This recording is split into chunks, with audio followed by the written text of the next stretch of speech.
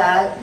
Meron kasi mga nag-request syempre ng update sa living room. Kung mapapansin nyo, tagal ko nawawala. Tapos, pagbalik ko, vlog ulit sa living room. Kasi, syempre, alam niyo naman, malikot ang utak ko talaga minsan araw-araw. Naiiba talaga ito kung ayos ang bahay namin. Kasi parang ano talaga ako, sobrang siguro parang creative mind or what talagang, parang ang dami ko lagi naiisip. Tapos gusto kong ma-achieve kahit paano yung mga peg na gusto ko. And naisip ko na pag gantong kulay, basta yung parang gusto kong i-apply agad-agad, parang aaning ako pag di ko nagawa agad. So, minsan may time talaga na iba-iba lagi yung ayos, hindi minsan madalas. So, ngayon may nabago ulit. Actually, kailan ba? Mga 2 months ago, binlog ko tong living room. Ang dami ng pagbabago niyan. Ito lang yung updated. So, i-start natin. Ito na yung pinost ko sa mga nagpa-follow sa akin sa Facebook page. Ito yung pinost ko na wall art na tinweak ko, medyo DIY ko. Although, ito matagal na to, 2021 pa to nung nag-rearrange kami dito. Parang renovate chuchu ko no, dito sa living room dahil naiba lahat. Dahil sa mga matagal na nagpa-follow sa akin, ang bahay namin ay puro white talaga dati, white gold din yan na may konting gray. Pero, nung nag-arrange kami ng bahay, ito yung nilagay kong wall art na black, white, and gold. Yan. This is from Wilcon. 2021 ko pa ito nabili. And, sobrang ganda niya. May nakita akong sa Facebook na basta napadaan lang sa wall ko na may ganitong wall art. Pero pataas siya. Tapos, lagi kami sa Wilcon that time dahil bumibili nga kami ng fluted na panel. Nakita ko to, talagang binili ko kahit wala sa plano. This is around, 5,000 plus yata or mas almost 5,000, around that range. So, siya ay parang canvas. Tapos, parang printed canvas. Tapos, nilagyan nila ng paint. And nilagyan nila ng paint sa ibabaw para magmukha siyang realistic na painting. And, ito, ang ganda ng frame niya, black and gold frame. Or gold lang ata to, parang may black lang na illusion dito sa loob. Tapos, 90 by 120 cm yung size niya. Gusto ko talaga, na-mention ko yan sa vlog ko dati, na gusto ko sana maghanap ng isa pang ganito, para dalawa sila. Kasi ang dami kong nakikita sa iba, sa wall, na parang yung buong wall, dalawang wall art na malaki o isang malaki. So, parang ang neat tingnan, ang social tingnan. Pero, di ba, minsan kung ano-ano yung ginagawa ko na may yung deer dito, may mirror. Parang minsan naguguluhan ako. Minsan maganda, pero madalas naguguluhan ako. Kaya lang, pag pumupunta kami ng Wilcon, pati online, sold out na to kasi nga matagal na siya. So, na-phase out. So, lagi ako naghahanap sa online, ganyan wala akong makita. So, ito naman, ito yung bagong wall art. May nakita ako sa Shopee na parang 90 by 60 cm lang yung pinakamalaki nila. So, nag-PM ako sa seller kung pwede bang gawing 90 by 120 cm para ka-size nito. Nagbigay ako ng print. Ilalagay ko dito ng image. Ilalagay ko dito yung picture kung anong sinend ko sa kanya, which is halos same na same nito but more on black. So, nung nag-order, pumayag naman si seller. Ang bilis. Nung araw din na yun na ship out nila. So, okay. Pagdating sa akin, hindi ko alam kung malalagay ko rin dito yung picture ng after. Yung black, naging parang blue. Naging navy blue or something. Or teal, parang ganon. Tapos yung white, naging light blue. Kasi siguro hindi ganon ka-high definition yung nasend ko na picture. Although sa paningin ko, okay na siya. Diba? Kahit in-email ko, okay na siya. Although yung gold, kung mapapansin nyo, etong gold na part, same siya ng effect dito. It's just that ito, pininturahan nila ng gold kasi pinatungan. Which is, kaya mas naging gold siya tingnan. Parang may gold leaf something to eh. Ito wala. So, ang ginawa ko, dahil alam ko more on black talaga yung darating, parang malaki yung part na black, konti lang yung white. Bumili ako ng white na rin na acrylic paint. Para sabi ko pagdating, pipintingan ko. Kaso yun nga, pagdating, naging blue. So, etong part na to, ayan, meron pang konting, ayan, medyo nagbo-blue. Ginawa ko, meron akong paint na, regular pintura, matte na black. So, pininturahan ko lahat. Black. Nung dumating yung white, unite ko. Para ang overall niya is mag-match naman dito kahit hindi same na same, 'di ba? Actually, iaano ko pa 'yan, i-edit ko pa 'yan kasi nagmukha siyang matte kasi pati yung white na matte din. Inantay ko lang siya matuyo, pinaano ko lang. Bibili ako ng medyo shiny na black para maging ka-effect nito. Para pair sila kahit na all black yung frame nun, mas okay, 'di ba? So, yun po ang aking ginawa. Ni-request ko siya sa seller. And eto, matagal na to. Ayan yung mga dati kasi meron mga nakadikit dyan na yung IKEA na, nakalimutan ko, Honfos, yung parang hexagon na mirror tiles. Ang hirap tanggalin na nung nila. So, bala nga namin i-white paint sana yan. Basta pag di na busy. Kasi ang paint po ng wall namin ay hindi white. Para siyang off-white. Para siyang, kala mo, nag-grayish white, ganon. So, eto, nabili ko to before. Ayan, para, paggabi maganda yan eh. Yung parang magmukha, dapat dalawa eh. Kasi may time na tinry ko muna siya. So, bibili ako siguro 3 para nakaano sila. Paggabi, ang ganda. Parang may spotlight yung wall art. Yun. Ang kwento niyan. So, ako na yung nag-paint, ano ko na siya, kung ano-ano na lang ginawa ko. Hindi po ako painter.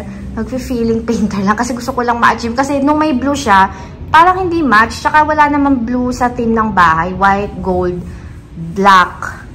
Ang theme ng bahay, tsaka with plants, green yon. So, hindi bagay. So, eto sa side na to, ganun pa rin yung ginawa ko. Binalik ko lang yung lamp dito kasi dati nandun na yan sa may parang table dun, cabinet table dun sa dining.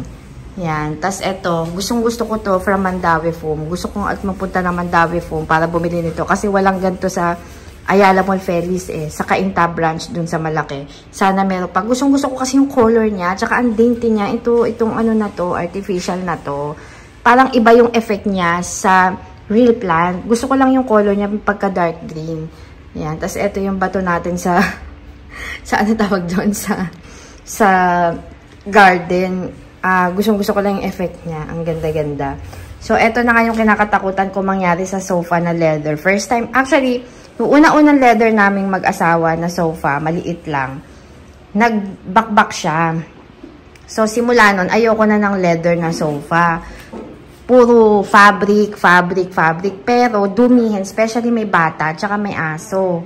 May aso ba kami? Wala nga pala. Aso! Andiyan ka ba? Sedi! Nox! Wala, ay lumabas sa lungga. Andun yan sa ilalim. So, lagi na lang pinapawash. Yung mga ganito, di ba yun na madaling madumihan dyan? Yung armrest, ganyan. So, laging madumi, ilalabas, lalaban, vacuum. Laging ganon. Laging parang naging conscious ako masyado na, ayoko mapatungan. So, simula naman na nag-black leather kami, sobrang ganda, sobrang punas-punas lang punas-punas lang, diba? 2021 pa to. So, eto na yung kinakatakutan ko. Ayan, magbakbak ng ganyan. Sa video, pangit po siya tingnan. Pero sa personal action, di siya ganun kahalata. Especially kung lalagyan mo naman ng mga pillows. Ayan, kung lalagyan mo ng pillows, hindi nakita, diba? And kaya lagi dyan may bakbak. Andito kasi lagi asawa tsaka anak ko. Dito ang area nila. Tingnan nyo doon, wala. Tapos ito, yung ilalim niyan, meron na rin, maliliit. Binaligtad ng husband ko, di parang bago ulit. So, ayan. Ayan ang mga issue na. Tapos, ayan, kasi laging inaapakan ni Rapa dito, kaya gumanyan. So, ididikit lang yan. Ang kinakatakutan ko dito pag pinare-upholstery na, ang laki nito. Ang laki po nito. Hindi to regular 3-seater. Parang jeep po siya sa haba. Kasya po kami lahat dito, Omega. Pina-customize ko talaga siya na sobrang haba. Pero sulit na sulit. Tapos ang bigat niyan, hindi madaling itulak. Sobrang sulit niyan, promise. So, kinakatakutan ko lang pag pinare-upholstery siya. Baka sobrang mahal. Anyway. Ayan, dito tayo sa part na to. Hi. Yan. Dito naman, ginawa kong mas minimalist na. Wala na po ako nilagay na wall art dyan sa mga nakakaalala. Lagi ditong may wall art, diba, na dalawa. Inalis ko yung wall art dito kasi para magmukhang plain na. Kasi may malaki ng wall art dito, diba? So, para hindi...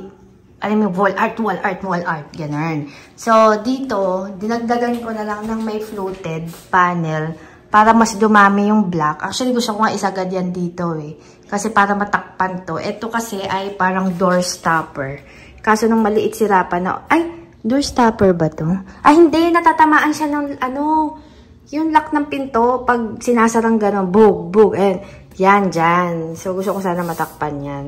Yun. Tapos, Etong light sa TV namin, lagi ko lang ino-on yan para may accent. Yung mga ilaw doon, hindi ko madalas buksan yan.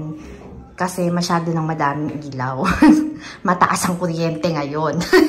So, eto ang pinaka-nabago dito.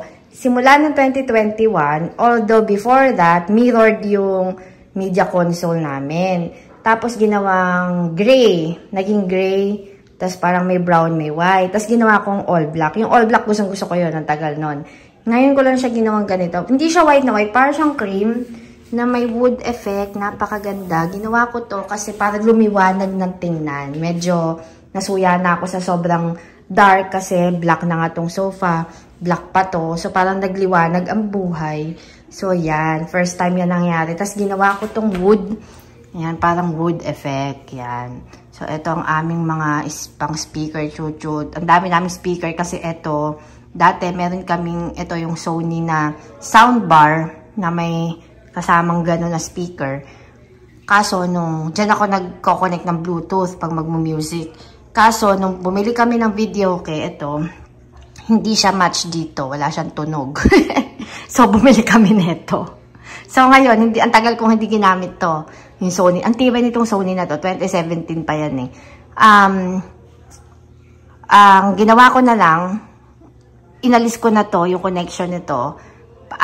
Nilagay ko ulit to para, eto pag mag-video okay lang, eto pag magpapatugtog. Yun ang kwento nun. Kasi yung mga kung ano-ano ng papeles ng asawa ko, eto gamit ni Rafa, laruan ni Rafa. Yung isa, hindi nabubuksan yan. Ayan pa, isa pang chismis. Isa pang chismis nito. Kasi eto, maigsi lang.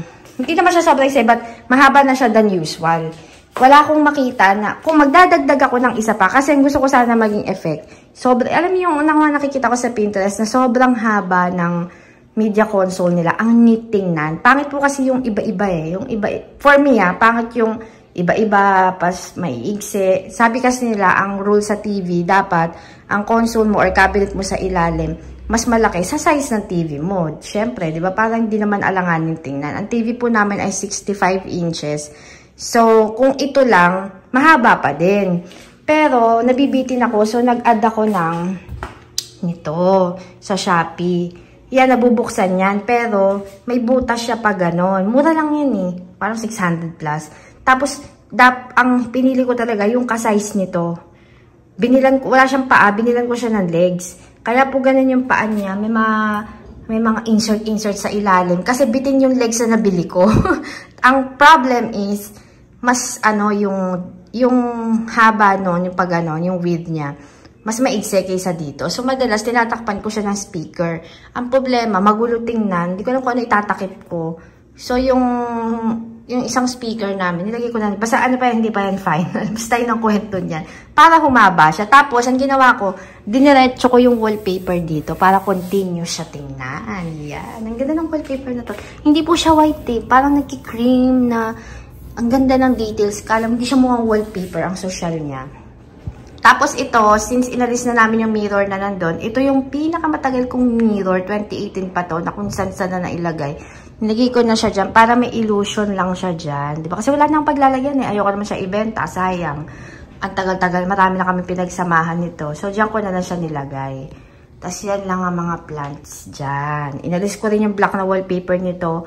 Winite ko ulit para mas maaliwalas tingnan. Tapos ito, bago-bago lang to. Ang cute nito, sa Shopee to. Parang 100 plus lang to. Parang resin siya. Diyan lagay ng asawa ko ng susi, ng sasakyan, mga coins, ganun. Yan, ang cute-cute.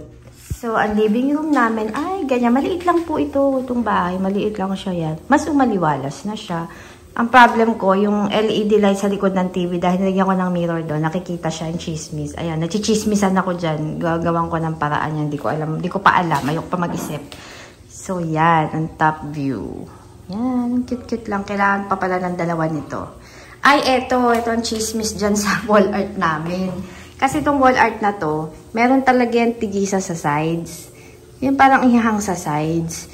Ganun to. Ito, nung matagal to, ito. Pero pag dalawa na kasi, ang hirap na. Ang hirap lang i-shoot. Ang hirap pantayan. So anyway, di ba pag nasa baba, hindi naman kita. Ayan, chismis. Pag nasa taas, kita yung hook. Mga hook. Yon. Ayan, grabe, pinagpawisan ako. Pinatay ko kasi electric fan kasi magkakaroon ng ugong effect, ugong sounds. So, si Sedi yata ay nasa taas dahil nagising si Rafa. Malapit na ang kanyang birthday sa June 29. 10 years old na po si Sedi. Grabe, isang dekada niya na akong iniinis. Charot. Isang dekada niya na kami pinapaligaya. And etong mga nakaraang buwan, sa bed na namin siya natutulog. Kasi, kung kailan siya tumanda pa, spoiled siya ng pa-spoiled. Anyway, yun po ang aming living room tour, na maliit lang na living room. Feeling ko, mas minimalist ako ngayon, although, sabi nila may maximalist, diba? Yung sobra sa decors. Minimalist, kulang sa decors. Minimalist in terms of color combination, diba? Dahil neutral lang. Ang sabi nga nila, neutralist ka lang. Kasi, nasa neutral ka lang, hindi ka sobrang minimalist, hindi ka maximalist. Ano lang, gitna ka lang, hindi masyado, balance lang, yon. So, yun guys, yun ang ating video. Sana makapag-vlog pa ako ng isa pa, hindi ko sure. Ang dumi sa garahe, kasi ilang araw na ako hindi nakakapagwalis. Tsaka pag umuulan, yung mga ferns ay naglalaglag ng kanilang mga dead hair. Ayan, so yun lang naman. Thank you. And kung may questions, actually hanggang ngayon nakakatawa, may mga nagtatanong pa rin saan binili yung ganito, saan binili yung ganon. So, kadalasan po, sorry kung magre-reply ako na out of stock na. Kasi yung mga nakikita nyo ay matatagal na rin. So, nagsisend na lang ako ng picture kung saan ko siya in-order. I-type nyo na lang yung same